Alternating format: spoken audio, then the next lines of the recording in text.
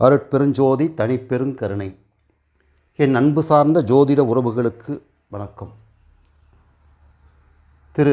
Tiruppur JK. ஐயா அவர்களின் மாணவர் திரு குமரேசன் ஐயா அவர்களுக்கும், நாமக்கல் மாவட்டம் ராசிபுரம் ஜோதிட திலகம் என் இனிய நண்பர் திரு ஜே. மோகனர் ஐயா அவர்களுக்கும் என் நெஞ்சார்ந்த நன்றி. நான் தொழில்முறை ஜோதிடன் அல்ல. நான் முழு நேரமாக ஜோதிடம் பார்ப்பது இல்லை.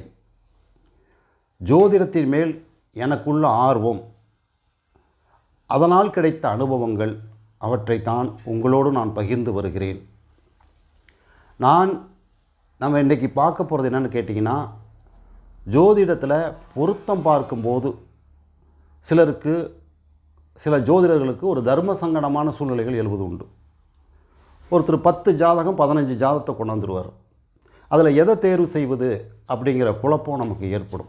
கால நேரத்தை விரைய செஞ்சுக்கிட்டு, வந்த வாடிக்கையாளரும் கால நேரத்தை விரைய செய்துக்கிட்டு கொஞ்சம் சிரமம் ஏற்படும். அதனால் இன்றைக்கி நம்ம திருமணம் பொருத்தம் பார்க்கும்போது அதை எளிதாக அந்த திருமணம் பொருத்தம் பார்த்து முடிப்பது எப்படி அப்படிங்கிற தொழில் சூட்சமத்தையும், அடுத்து அப்படி ஒரு ஜாதகருக்கு அமையக்கூடிய வரன் எந்த ராசி என்பதையும் நாம் விரிவாக பார்க்க இருக்கிறோம். இப்போ நான் சொல்கிறது ஒன்று சந்திரநாடி அடிப்படையில், இன்னொன்று பிருகுநாடி அடிப்படையில். இது ரெண்டுமே ஏற்கனவே சந்திரநாடி பயின்றவர்களுக்கும் பிருகுநாடி வகுப்புக்கு சென்றவர்களுக்கும் இது தெரிந்த ரகசியம்தான். தெரியாத என்னுடைய நண்பர்கள், வளரும் ஜோதிடர்கள், நமது உதயம் அஸ்ட்ரோவை பின்தொடர்பவர்களுக்கு தெரியப்படுத்த வேண்டும் என்பதற்காகத்தான் நான் இந்த காணொளியை உங்களுக்கு வழங்குகிறேன். பொதுவாகவே ஒரு ஜாதகரிடம் பொருத்தம் பார்க்க வரும்போது ஒரு ஜாதகத்தை கொண்டு போனால் அது பொருந்தாவிட்டால் நேரம் விரையாகிவிடும். போகிறோம், ஒரு 4-5 ஜாதகத்தை கொண்டு போவோம் அப்படின்னு கொண்டுக்கிட்டு வருவாங்க திருமண பொருத்தம் பார்க்க பெற்றோர்கள். அடுத்து அப்படி திருமண அமைப்பாளர்கள் திருமண தகவல் மையங்களில் நிறைய ஜாதகங்களை சேகரித்து கொண்டு அவர் வழக்கமாக பார்க்குற ஜோதிடரை நோக்கி வாடிக்கையாளர்கள் வருவார்கள். நமக்கு 10 ஜாதகம் 5 ஜாதகத்தில் எதை தேர்வு செய்யுதுங்கிற ஒரு குழப்பம் வரும். அப்போ ஒரு தெளிவான முடிவு எடுக்க முடியாமல் நம்ம கொஞ்சம் தடுமாறிட்டு இருப்போம். அதை எளிதாக்குறதுக்கு என்ன சூட்சமோ, அந்த மாதிரி திருமண பொருத்தம் பார்க்க வந்தால் அதை எப்படி எளிதாக்குவது அப்படிங்கிறதான் இந்த காணொலியோட நோக்கம். இதை பயன்படுத்தி பாருங்கள், தெளிவாக இருக்கும். இருந்தால் பாராட்டுங்கள். இப்போ நம்ம போவோம். அதாவது ஒரு நபர் ஒரு ஆணுக்கு வரன் பார்ப்பதாக வைத்துக்கொள்வோம். அவர் என்ன பெண் ஜாதகத்தை கொண்டு வருவார். அப்படி பெண் ஜாதகங்களை அவர் கொண்டு வரும்போது 1க்கும் மேற்பட்ட 4க்கும் மேற்பட்ட 5க்கும் மேற்பட்ட ஜாதகங்களை கொண்டு வந்தால் அதில் எது பொருத்தமான ஜாதகம் என்பதை நாம் எப்படி ஆராய்வது, எப்படி தேர்ந்தெடுப்பது, அதை தான் நம்ம பார்க்க போகிறோம். அந்த கொண்டு வரக்கூடிய ஜாதகங்கள் பெண் ஜாதகமாக இருந்தால், பெண் வரன் ஜாதகமாக இருந்தால், அந்த ஜாதகத்தில் உள்ள செவ்வாயும் குருவும், அதாவது ஜனனகால செவ்வாயும் குருவும்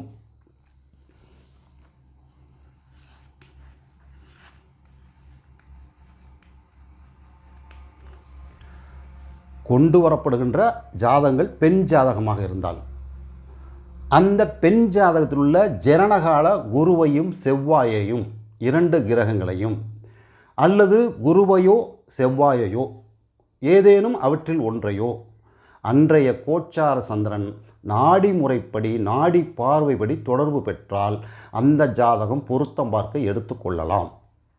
இப்போ நமக்கெல்லாம் நாடி பார்வை தெரியும். இந்த காணொலியை பார்க்குற பொதுமக்களுக்கு தெரியணும்ல, அதை ஒரு விளக்கமாக சொல்லிடுவோம். அதாவது நாடி பார்வைப்படி என்னென்னா, இந்த குருவும் செவ்வாயும் அந்த பெண் ஜாதகத்தில் ஜனனகாலத்தில் உள்ள அந்த செவ்வாய்க்கு 1, 5, 9, 3, 7, 11, 2, 12. இப்போ நான் குறிப்பிட்டிருக்க இடத்துல நீங்கள் கொண்டு வர ஜாதகம் பெண் ஜாதகம், செவ்வாய் குரு இருக்கார். அந்த குருவுக்கு 2, 12, 3, 7, 11, 1, 5, 9 ஆகிய இடங்களில் அன்றைய கோச்சார சந்திரன் இந்த கிரகங்களை தொடர்பு கொண்டால் அந்த ஜாதகத்துக்கு பொருத்தம் பார்க்கலாம், பொருத்தம் வரும்.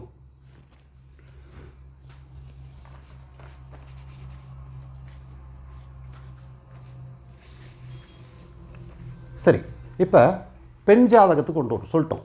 கொண்டு வரப்படக்கூடிய ஜாதகங்கள் பெண் ஜாதகங்கள். அதில் 5ல் 10ல் எதை தேர்வு செய்வது, அதற்கு என்ன வழி அப்படிங்கிறத நம்ம சொல்லிட்டோம். இப்போ ஆண் ஜாதகத்துக்கு போவோம். ஒரு ஆண் ஜாதகத்தில்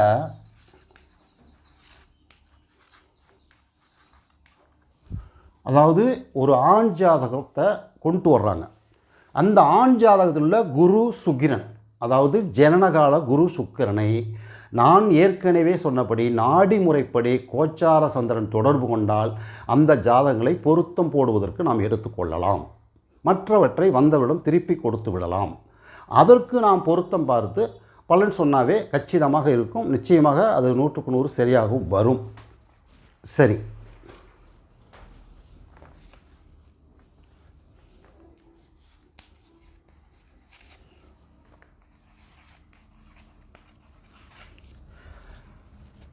நம்ம ஏற்கனவே சொன்ன அந்த பெண் ஜாதகத்தில் எப்படி தேர்வு செய்வது, ஆண் ஜாதகத்தில் எப்படி தேர்வு செய்வது அப்படின்னு நம்ம சொல்லிட்டோம்.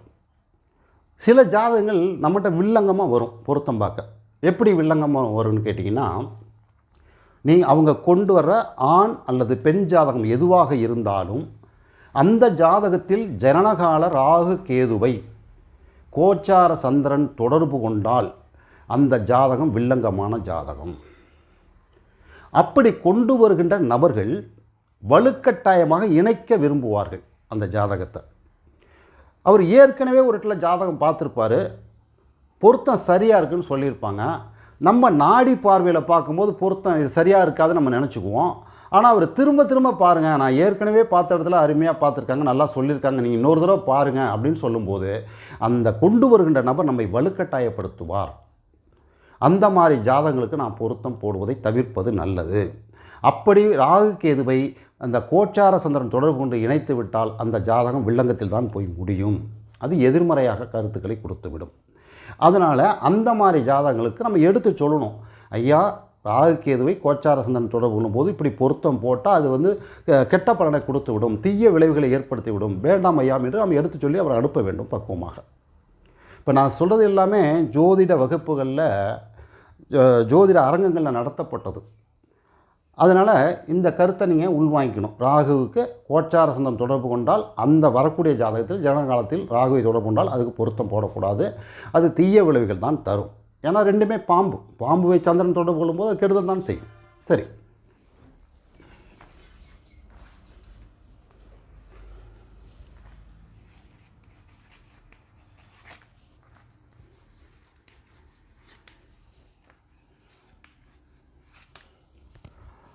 ஒரு பெண்ணுடைய ஜாதகத்தில் ஜனனகால கேதுவை கோச்சார சந்திரன் தொடர்பு கொண்டால், ஜனனகால கேதுவை கோச்சார சந்திரனை தொடர்பு கொண்டால் அந்த பெண் வீட்டை விட்டு ஓடும் பெண். பொருத்தம் பார்க்க வந்த ஜாதகத்தில் இதை நாம் பார்க்க நேரிட்டால் நாம் விழிப்போடு இருக்க வேண்டும். கோச்சார சந்திரன் தொடர்பு கொண்டாலே அந்த பெண் கேதுவை தொடர்பு கொண்டால் வீட்டை விட்டு ஓடும் பெண். இதை வந்தவர்கிட்ட நம்ம பட்டவர்த்தனமாக பேச முடியாது. பெற்றவராக இருப்பார், உற்றாராக இருப்பார், உறவினராக இருப்பார். நம்ம அப்படி ஜோதிடர் பேசக்கூடாது. அப்படி பட்டவர்த்தனமாக பேசி அடுத்தவங்க மனதை நம்ம புண்படுத்தக்கூடாது. அந்த பக்குவத்தை நாம் வளர்த்துக்கொள்ள வேண்டும். இதை நம்ம உள்வாங்கிக்கிட்டு அவங்களுக்கு என்ன பதில் சொல்லணும் அப்படின்னு கேட்டிங்கன்னா, ஐயா இந்த பெண் சம்மதித்தால் பொருத்தம் பார்க்கலாம், போயிட்டு சம்மதம் கேட்டுட்டு வாங்க, நான் பொருத்தம் போட்டு தர்றேன் அப்படின்னு அனுப்பிச்சிடணும். திரும்ப திரும்ப அவர் கேட்டார்னா நம்ம அந்த முடிவிலே தான் நிற்கணும். நீங்கள் இப்போ அந்த பொண்ணு சம்மதத்தை கேட்டுவாங்க, அது சம்மதம்னா நான் பொருத்தம் போட்டு தரேன் சாமி அப்படின்னு நம்ம சொல்லி போகணும். இது இந்த மாதிரி.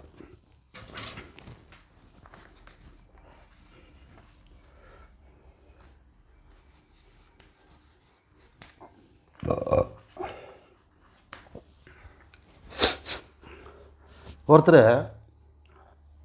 பெண் வீட்டாரோ ஆண் வீட்டாரோ திருமண பொருத்தம் பார்த்து விட்டு அந்த பெண் வீட்டாருக்கு தங்களுடைய ஜாதகத்தை அனுப்பிவிடுவார்கள். ஆண் வீட்டார் பெண் வீட்டுக்கு அனுப்பிவிடுவார்கள். அனுப்பிட்டு பதிலுக்காக காத்திருப்பார்கள். பதிலே வராது. இன்றைக்கி சொல்கிறேன், நாளைக்கு சொல்கிறேன், எங்கள் சித்தப்பாவை கேட்குறேன், எங்கள் பெரியப்பாவை கேட்குறேன்னு சொல்லி காலம் தாழ்த்தி கொண்டே இருப்பார்கள். அந்த மாதிரி சலிப்பு மனநிலை யாருக்கு வரும் என்றால், ஜனனகால சனியை கோச்சார சந்திரன் பார்வையிடும் காலத்தில் நாம் பொருத்தம் பார்த்து சொன்னால் அந்த ஜாதகருக்கு குறிப்பிட்ட வரன் வீட்டிலிருந்து தெளிவான உறுதியான முடிவான பதில் வராது. அந்த மாதிரி ஜனகால சனியை கோச்சார சந்திரன் தொடர்பு கொள்ளும்போது நாம் பொருத்தம் போடும்போது அந்த பெற்றோர்களுக்கு சொல்ல வேண்டிய கடமை ஒன்றுன்றது என்ன, ஐயா இது பொருத்தம் இருக்குது, ஆனால் இந்த பெண் வீட்டார் அவ்வளவு எளிதில் சம்மதிக்க மாட்டார்கள், அல்லது இந்த ஆண் வீட்டார் அவ்வளவு எளிதில் சம்மதிக்க மாட்டார்கள். இந்த வரனை நீங்கள் அடைவதற்கு மிக சிறந்த சிரமத்தை எடுத்துக்கொள்ள வேண்டும். ஒன்று இடைத்தரகரை பயன்படுத்த வேண்டும், அல்லது அந்த வரனுடைய உறவினர்களை பிடித்து பேச வேண்டும். இவ்வளோ அலைச்சல் இருக்குது, இவ்வளோ சிரமம் இருக்குன்னு அவற்றை நம்ம எடுத்து சொல்லணும். சொன்னாக்க நமக்கும் கால நிறையம் விரயம் தவிர்க்கப்படும், வருகின்ற வாடிக்கையாளருக்கும் அது உதவிகரமாக இருக்கும் என்பதை தெரிவித்துக் கொள்கிறேன். புரியுதா? அடுத்த அப்படி தெளிவாக புரியுதுல்ல? அடுத்த அப்படி பார்த்தீங்கன்னா, என்னுடைய நண்பர் அவருக்கு சந்திரன் கும்பத்தில் இருக்கார். அவர் பையனுக்கு என்கிட்ட பொருத்தம் பார்க்க ஒரு நாள் வர்றார். 5 ஜாதகம் கொண்டு வர்றார். 5 ஜாதகத்துலேயுமே கும்பத்தில் ஜனனகால சனி, மாப்பிள்ளைக்கு ஜனனகால சந்திரன் கும்பத்தில், அந்த பொண்ணுக்கு 5 அவர் கொண்டு வர வரன் பெண் வரன் ஜாதகத்தில் 5லேயுமே கும்பத்தில் சனி. நான் இப்படி பார்த்தேன், 5லேயுமே கும்பத்தில் சனி. அவர்கிட்ட 5யுமே திருப்பி உடனே ஒரு 5 நிமிஷத்துக்குள்ளே கொடுத்துட்டேன். அவர் சொல்கிறாரு, மாப்பிள்ளை காசு தரேன் மாப்பிள்ளை, சும்மா நீ ஒன்றும் ஓசில் பார்க்க வேணாம், பொருத்தம் பாரு மாப்பிள்ளைங்க. ஐயா இது 5யுமே பொருந்தாதுன்னு பேசவே முடியல அவர்கிட்ட. உடனே அந்த திருமண வரனுடைய ஜாதகத்தில் தொலைபேசி எண்கள் இருக்கும்ல, அந்த 5க்குமே நான் ஃபோன் போட்டு தொடர்பில் பார்க்கும்போது 5க்குமே பதில் என்ன தெரியுங்களா, 3க்கு கல்யாணம் முடிஞ்சிருச்சு, 2க்கு நிச்சயம் ஆகிடுச்சு. இப்படி தான் பதில் வரும். அதே போல் எந்த ஜாதகத்திலும் ஒரு ஜாதகத்தில் சந்திரன் நின்ற ராசியில் இன்னொரு வரனின் சனியை நாம் இணைக்கக்கூடாது. அது மிகப்பெரிய தலைவலியை, அந்த ஜாதகத்துடைய 2 உறவுகளுக்கு இடையே மிகப்பெரிய தலைவலியை காலம் முழுக்க கொடுக்கும். ஒரு ஜாதகத்தில் எந்த ஆணோ பெண்ணோ ஜனனகால சந்திரன் உள்ள இடத்தில் அந்த பெண்ணின் ஜனனகால சனியை இணைத்து விட்டால் அது அவர்களுக்குள் மிகப்பெரிய தலைவலியை ஏற்படுத்திவிடும். பிரிந்து விடுவார்கள் என்று சொல்லவில்லை, சண்டையிட்டு கொண்டே இருப்பார்கள். இந்த துணையால் அந்த துணைக்கு மன அழுத்தம், இது காலம் பூரா ஒரு இம்சை இருந்துக்கிட்டே இருக்கும். இதுக்கு உதாரணமாக என்னென்னு கேட்டிங்கன்னா, உங்கள் ஜாதகத்தில் இந்த காணொளியை பார்க்கின்ற ஜோதிட உறவுகள் பொதுமக்கள் ஆகியோருக்கு நான் சொல்லிக்கொள்கிறேன், உங்களுடைய ஜனகால ஜாதகத்தில் சந்திரன் எந்த ராசியில் இருக்கின்றார் என்று பாருங்கள். உங்கள் மகனோ மகளோ மருமகனோ உங்கள் நண்பருக்கோ அந்த வீட்டில் சனி உள்ளதா என்று பாருங்கள். அப்படி சனி இருந்து உங்கள் ஜாதகத்தில் சந்திரனுக்கு அது மன அழுத்தம் கொடுத்து அந்த வலியை நீங்கள் உணர்ந்தால் எப்படி இணைப்பீர்கள், எப்படி இணைக்க முடியும் என்பதை நீங்கள் உணர்வீர்கள். இது என்னுடைய அனுபவம், நான் பட்ட துன்பம் அது. சரிங்களா? இப்போ நம்ம அடுத்து என்ன பண்ண போகிறோம், ஒரு ஜாதகருக்கு அமையக்கூடிய ராசி எது அப்படிங்கிறத பார்க்க போகிறோம்.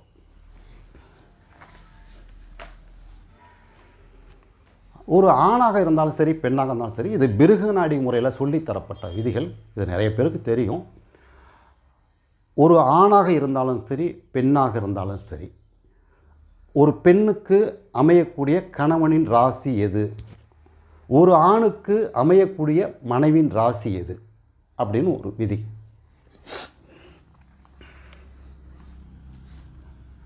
ஒரு ஆணோ பெண்ணோ மீன லக்கணம் என்று எடுத்துக்கொள்வோம். இந்த லக்கணத்திற்கு லக்கணாதிபதி உச்சம் பெறும் வீடு, லக்கணாதிபதி நீசம் பெறும் வீடு, அடுத்து 7ஆம் அதிபதி உச்சம் பெறும் வீடு அல்லது 7ஆம் அதிபதி நீசம் பெறும் வீடு. இந்த 4 வீடுகளில் அவருடைய வாழ்க்கை துணை அமைவதற்கு உகந்த ராசியாக இருக்கும். இது 100க்கு 80 விழுக்காடு இது பொருந்தி வரும். சரி, 4 ராசிகளை சொல்லிவிட்டீர்கள். 4லேயும் 3 நட்சத்திரம் இருக்குது, 12 நட்சத்திரம் இருக்குது, மொத்தமே 27 தான். 12 நட்சத்திரத்தில் எப்படி தேடுவது? நீங்கள் இந்த ராசியை முடிவு செய்து கொள்ளுங்கள். இதற்குள்ளே தான் அந்த நட்சத்திரம் இருக்குன்னு முடிவு செஞ்சுங்க. அப்படி முடிவு செஞ்ச பிறகு இந்த வரனுடைய ஜாதகத்திற்கு உள்ள நட்சத்திரத்திற்கு அந்த வரனுடைய நட்சத்திரத்துக்கு கயிறு பொருத்தம், யோனி பொருத்தம், நாடி பொருத்தம் இதெல்லாம் ஒப்பிட்டு பாருங்கள். பொருந்தாததை அந்த ராசியிலேருந்து எடுத்துருங்க. அந்த நட்சத்திரத்தை பொருந்துகிற நட்சத்திரங்களை அதுக்குள்ளே வச்சு பாருங்கள். அந்த ராசிக்குள்ளே அந்த நட்சத்திரம் இருக்கலாம், அதுவே ராசியாக அமையலாம்.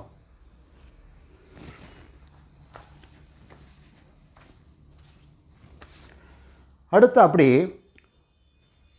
சுக்கிரன் என்ற ராசிக்கு 1, 5, 9ஆம் இடங்களில் உள்ள ராசிகள் வாழ்க்கை துணையின் ராசிகளாக அமையும்.